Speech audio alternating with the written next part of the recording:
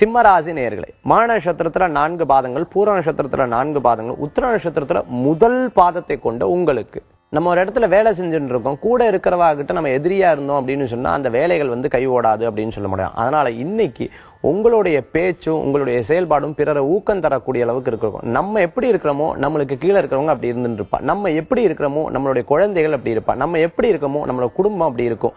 ஆக உங்களுடைய செயல்பாடை அத்தனையும் திருப்பி போடக்கூடிய அளவுக்கு நீங்க மாற்றம் பண்ணி அடுத்த நிலைக்கு போறதுக்கு உண்டான வாய்ப்புகளை பெற முடியும். பிறருடைய ஆலோசனைகள் உங்களுக்கு ஒரு பெரிய வழிகாட்டுதலா இருக்கும். வாழ்க்கையில முன்னேற்றம் பெறத்துக்காக ஓடிண்டே இருக்கக்கூடிய உங்களுக்கு இன்றைய தினம் உங்களுக்கு ஒரு சாதகமான தினமாக இருக்கக்கூடியதாக இருந்திருக்கும். சாதகமான கிரகநிலையும் உங்களுக்கு உண்டு.